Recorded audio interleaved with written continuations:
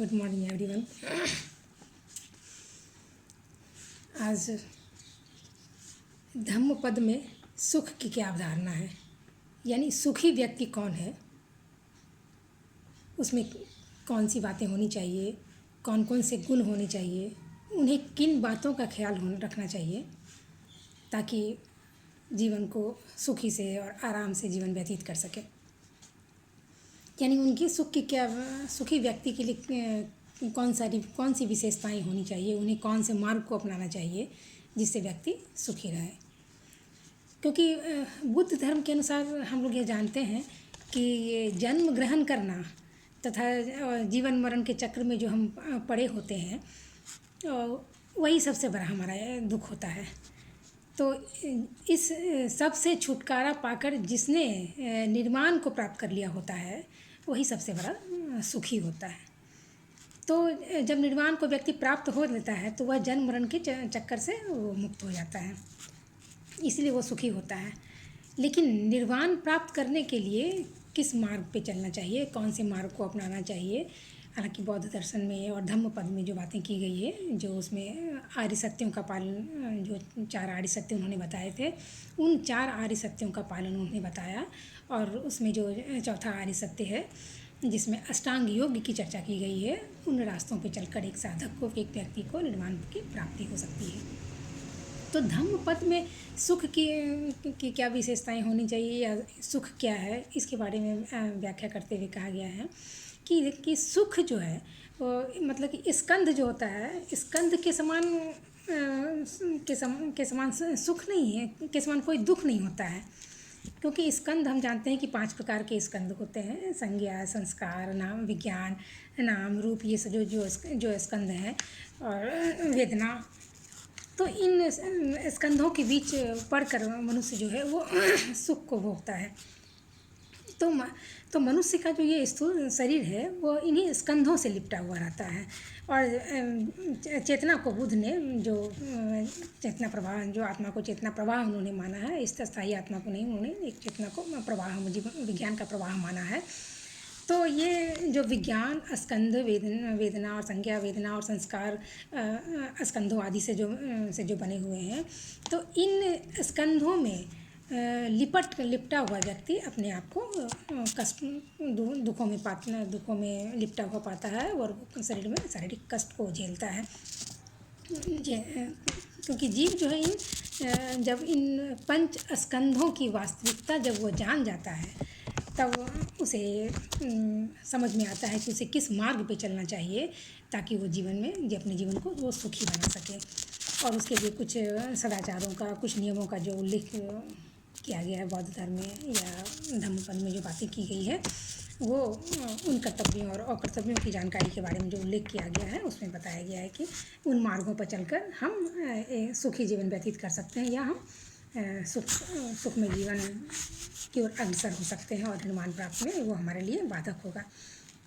तो सुख वर्ग में वो कहा गया है कि सर्वप्रथम हमें राग और द्वेष से ऊपर उठना पड़ेगा। देखिए ये पुस्तक हमने सामने रखी है धम्मपद की, उसमें बहुत ही अच्छी एक पंक्ति उसमें कहा गया है कि नत्थी राग समो अग्नि नत्थी दोष समो कली, यानी नत्थी राग समो यानी राग के समान कोई अग्नि नहीं है। नत्थी दोष समो कली यानी जो द्वेष होता है वो द्वेष के समान कोई गंदगी नहीं या मल नहीं होता है। नत्थी खंधा दिशा दुखा नत्थी संति परम सुखम, यानी स्कंधों, जो 5 तरह के स्कंध की चर्चा हमने की, तो उन 5 स्कंधों के समान कोई दुख नहीं होता है, उससे बड़ा कोई दुख नहीं होता है। इसलिए शांति से बढ़कर कोई सुख नहीं होता है। तो इस शांति के पद पे हमें अग्रसर होना चाहिए, हमें उसकी ओर अग्रसर होना चाहिए। और उन्होंने कहा भी है कि तो शांति के पद पर अग्रसर होने के लिए उन्होंने क्या कहा, तम नाम रूपमस्मि असज्जमानम अकिंचनम नानु पतंती दुखा, यानी जो इस नाम रूप यदि इस विषयों में जो 5 तरह के ये जो स्कंध हों, इन स्कंधों में जो आसक्त नहीं रहता है, उस अकिंचन, उस व्यक्ति, वो जो उस तरह का जो पुरुष होते हैं, वे पुरुष दुख के भागी नहीं होते, उन्हें दुख की प्राप्ति नहीं होती, दुख नहीं होता है। तो व्यक्ति को करना क्या है, इससे बाहर निकलने का रास्ता क्या है? उन्हें क्रोध को छोड़ देना चाहिए, अपने अभिमान को छोड़ना चाहिए और तप के मार्ग पर आगे बढ़ना चाहिए। तो उसमें बहुत अच्छे से बताया गया है कि जो चढ़े हुए क्रोध के आवेग को रोक लेता है, जिस प्रकार सारथी अपने घोड़े को रोक लेता है, तो उसी तरह जो अपने क्रोध को रोक लेता है वो सबसे बड़ा सारथी है। और वो तब अपने जीवन को जो है वो दुखों की बाढ़ में बहने से, आगे बढ़ने से वो अपने आप को रोक लेता है और सुख का मार्ग वो अपने रास्ते में प्रशस्त करता है। इसीलिए व्यक्ति को अपने क्रोध को अक्रोध से जीतना चाहिए और उसे दान पुण्य इत्यादि इन कार्यों में लगे रहना चाहिए। उसे मुनिजन जो मुनि होते हैं, जो अच्छे लोग होते हैं, उनकी संतति करनी चाहिए, उनके साथ होना चाहिए।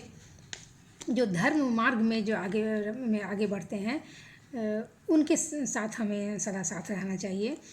तो अब कहते हैं कि जो मन में कुछ गांठ को बिठा के रख लेता है कि जैसे उसने मुझे मारा, उसने मुझे डांटा, तो उसने मुझे परेशान किया या कष्ट दिया, तो इस तरह की गांठ जो अपने मन में बांध लेते हैं, उनका वैर कभी शांत नहीं होता है। उनके मन में हमेशा कुछ न कुछ चलता रहता है। तो कि यदि मन में इन बातों का उहापोह या इस तरह की मंथन यदि चलते रहे तो व्यक्ति सुखी नहीं हो सकता है। तो इसलिए कहा गया है कि अपने मन से इन सारे भावों को हटाना चाहिए, इन सारे भावों को दूर करना चाहिए, क्योंकि संसार में वैर से अवैर को कभी जीता नहीं जा सकता है। संसार में वैर से वैर जो होता है, वो वैर से वैर कभी शांत नहीं होता है। और अवैर से ही, मतलब जब आप किसी से दो वैर का भाव ना रखें, तभी यह शांत हो सकता है। और यही हमारा सनातन धर्म है। वो अवैरेन च सम्मति एस धम्मो सनातनो, यानी यही हमारा सनातन धर्म है। यानी अवैर से ही वैर शांत होता है। वैर से हम कभी भी वैर को शांत नहीं कर सकते हैं। इसलिए इस बात को हमें स्वीकार करना पड़ेगा। और फिर वो आगे कहते हैं कि हमें जब काम पड़ने पर जो भी हो, संतोष जो भी मिले उससे हमें सुखी होना चाहिए, उसी से हमें संतोष होना चाहिए। जीवन के क्षय अर्थात मृत्यु के समान को जो समझ लेता है वही सुख का भागी होता है। और सभी दुखों का विनाश जो है जब हमारे जीवन से हो जाता है तो वो निर्वाण की स्थिति कहलाती है। और वैसा व्यक्ति ही, निर्वाण प्राप्त व्यक्ति ही सुखी होता है। फिर आगे के कई श्लोकों में उन्होंने कहा है कि उसके लिए जो रास्ते बताए गए उसमें बताया गया है कि वृद्धावस्था तक सील का पालन हमें करना चाहिए। यानी सील के पालन पे बहुत ज़्यादा जोर दिया गया है। श्रद्धा का स्थिर होना ही सील है, सुख है। प्रज्ञा को प्राप्त कर लेना चाहिए, मतलब ज्ञान को प्राप्त कर लेना चाहिए, वही सुख है। और पापों को यानी किसी गलत काम में ना पड़ना ही सुख होता है। और यही बातें हमें सुख देती हैं।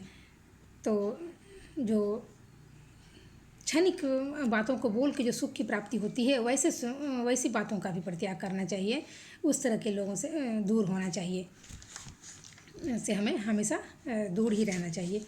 फिर वो आगे कहते हैं कि इस तथ्य को जो लोग जान जाते हैं कि यह संसार तो क्षणिक है और हम सबों को इस संसार से एक न एक दिन तो जाना ही है, और इस तथ्य को जो जान लेते हैं उनके मन से वैर और कलह ये सब जो भी होते हैं वो सब विकार दूर हो जाते हैं, वो सब विकार मिट जाते हैं। इसलिए हमें वैरियों के बीच अवैरी बनकर रहना पड़ेगा, तभी हम सुखपूर्वक जीवन बिता सकते हैं। आतुरों के बीच, आगे वो कहते हैं कि आतुरों के बीच हमें अनातुर बनकर रहना पड़ेगा, तभी हम सुखी जीवन बिता सकते हैं। उत्सुकों के बीच अनुत्सुक बनकर, यानी बहुत लोगों को दूसरों के बारे में जानने की काफ़ी लालसा होती है, काफ़ी उत्सुकता होती है। तो इन सब बातों का पर बिना ध्यान दिए हुए हमें आगे बढ़ना है। अनुत्सुक यानी वैसे लोगों के बीच हमें अनुत्सुकता दिखानी है कि मतलब उसमें इंटरेस्ट नहीं लेना है, उसमें अपनी ज़रा भी नहीं दिखाना है कि हम इसमें काफ़ी उत्साही होकर हम जानना चाह रहे हैं कि क्या हो रहा है, चल रहा है, नहीं चल रहा है। वैसे लोगों के बीच, मतलब उत्सुक लोगों के बीच अपने आप को शांत भाव से रखना चाहिए, अनुत्सुक होकर रहना चाहिए। तो इसलिए विजय जो है फिर ये कहता है कि दूसरों को दुख देकर जो व्यक्ति अपने लिए सुख चाहता हो, कह रहा है कि जो व्यक्ति दूसरों को दुख देकर अपने लिए सुख चाह रहा हो, वैसा व्यक्ति जीतने के बावजूद भी वो सुखी नहीं रह सकता है। वो तो हमेशा ही अनंत वैर के चक्कर में वो पड़ा ही रहेगा। इसलिए उस तरह के सुख की काम नहीं करनी चाहिए कि हम दूसरे को दुखी रख दें और फिर हम सुखी हो जाएं। यानी किसी को कष्ट देकर हम अपने आप को सुखी नहीं रख सकते हैं, हम सुखी हो ही नहीं सकते हैं। इसीलिए अपने अक्रोध से क्रोध को जीत लें, अभिमान को त्याग कर दें, इन बातों को रखें। और जो मुनि लोग हैं उनकी संगति हमें हमेशा करनी चाहिए। आगे के श्लोकों में फिर वो कह रहा है कि फूलों की जिस तरह सुगंध जो होता है वो वायु के विपरीत दिशा में नहीं जा सकती है, और ना ही चंदन की सुगंध, न चमेली, बेला की सुगंध ही, किसी भी फूलों के अच्छे फूलों की खुशबू जो है वो विपरीत दिशा में नहीं जा सकती है। इसीलिए हमेशा सज्जनों का साथ रखना चाहिए। सज्जन के साथ आप रहेंगे, सत्पुरुष की सुगंध चारों दिशाओं में हमेशा फैलती रहती है, तो हमेशा सत्पुरुष का ही साथ देना चाहिए। और वैसे लोगों की संगति आपको सुख का अवसर देगी, आप सुखी बनाने में आपको कामयाब करेगी।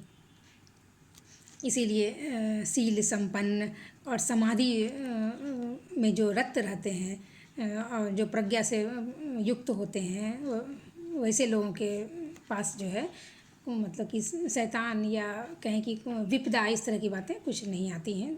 तो वैसे लोगों के संपर्क में हमें रहना चाहिए। और इसके अलावा सुखी जीवन बिताने का एक और जो मुख्य चीज़ है वो है कि हमें आरोग्य जीवन जीना चाहिए, क्योंकि आरोग्य जो है वो जीवन सबसे बड़ा लाभ है, और संतोष जीवन का सबसे बड़ा धन है। विश्वास ही सबसे बड़ा हमारा बंधु है। तो और निर्वाण का ये सबसे बड़ा ये सुख होता है, ये सुख कहलाता है।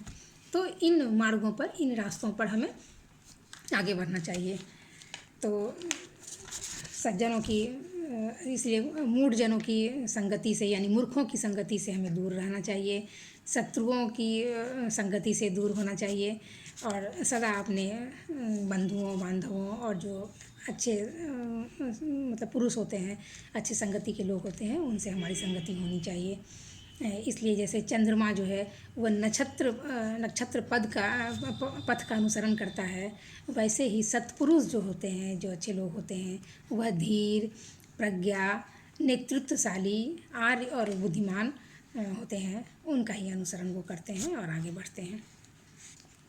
इसीलिए सदा ही हमें अच्छे लोगों का साथ में रहना चाहिए, और अच्छे लोगों का जो ज्ञानी होती है उन ज्ञानी लोगों के शरण में ही हमें रहना चाहिए, क्योंकि एकमात्र अर्थात प्रथम धर्म जो सत्य है उसी का उल्लंघन करके जो असत्य भाषण जो करता है, और इस तरह जिसने अपना परलोक अर्थात स्वर्ग भी नष्ट कर डाला है, उसके लिए कोई पाप ऐसा नहीं रहा जो कि वह ना कर सकता हो। यानी मतलब कि अधर्मी या जो कटु वचन बोलने वाला है उससे बहुत दूर हमें रहना चाहिए, क्योंकि वो तो अपना सब कुछ, ऐसा कोई भी चीज़ नहीं है जो कि उसने अपने जीवन में ना किया है, और उसने तो अपना इधर इहलोक और सबों को वो कष्ट में डाल देता है। इहलोक को और परलोक को, जो की बातें तो बहुत में नहीं होती हैं, लेकिन वो अपने लिए कष्ट का ही, दुखों का ही रास्ता वो आगे की ओर खोलता चला जाता है। इसलिए धर्म का साथ हमेशा देना चाहिए, ज्ञानी पुरुषों का साथ हमेशा देना चाहिए, और ज्ञानी बनते हुए हमें आगे की ओर हमेशा अग्रसर होते रहना चाहिए। और जो इसके आगे फिर वो कहते हैं कि जो जिज्ञासु व्यक्ति होते हैं वही यमलोक और देवलोक को अछूता छोड़कर कुशल मालाकार यानी पुष्प की भांति वो धर्म को चुन लेता है।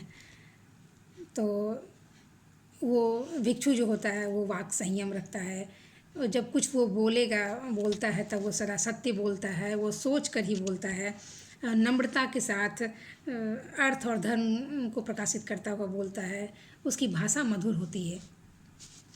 तो इस तरह वो शीलवान यानी प्रज्ञावान और शीलवान जो व्यक्ति होता है, जो आचरण करता है, वो हमेशा सुखी जीवन व्यतीत करता है। और उसे घृणा से ऊपर हो जाना चाहिए, उसे वैरियों से वैर नहीं करना चाहिए। ये सारी बातें जो हैं वो उसमें धम्मपद में बताई गई है कि किस तरह से वो होता है। और सुख वर्ग में आगे फिर कहा गया है कि यदि हमारे पास कुछ भी नहीं है, हम अकिंचन हैं, फिर भी हम सुखपूर्वक जीवन बिताने की सोचें और बिताएं। और उन चीज़ों के बीच बीच ही, उन चीज़ों के साथ ही, जितनी भी चीज़ हमारे साथ है उनके साथ ही रहकर हम संतोष के साथ जीवन यापन करें तो हम सुखी जीवन जी सकते हैं। इसलिए सुख वर्ग में निर्वाण को ही परम सुख बतलाया गया है। और वो बुद्ध कहते हैं कि संस्कार जो हमारे पूर्व जन्म के जो होते हैं, वो संस्कार जो है वो दुखों का कारण, जो वेदना, संस्कार, विज्ञान, नाम रूप, ये सब जो होते हैं वो स्कंध जो होते हैं वो हमारे दुखों के कारण होते हैं। इसलिए हमें आरोग्य रहते हुए, ज्ञानी होते हुए, प्रज्ञावान होते हुए, शीलवान होते हुए, धर्म का आचरण करते हुए यदि हम जीवन जिताएं और हमारे पास जितना है उसमें हम संतोष करें और ज्ञानी लोगों के साथ रहें तो हम एक सुखी और सफल जीवन व्यतीत कर सकते हैं और हम सुखी रह सकते हैं। और सत्य का वचन का सच्चे लोगों का, अच्छे लोगों का साथ करते हुए हम धर्म मार्ग की ओर आगे बढ़ते हुए निर्वाण प्राप्ति की ओर प्रशस्त हो सकते हैं। और वही जीवन का सच्चा सुख है। मूल रूप से ये बातें सुख वर्ग जो है उसमें श्लोकों के माध्यम से, कविता, गाथा के माध्यम से ये बताई गई है। और इन धम्मपद को आप देखना चाहे थे पर वो सब उनके श्लोकों को पढ़ें, उसके अर्थ को समझें और उसमें जो मुख्य बातें थी वो हमने आप तक पहुंचाने की कोशिश की। इसे आप ज़रूर एक बार पढ़ने की कोशिश करें। धन्यवाद।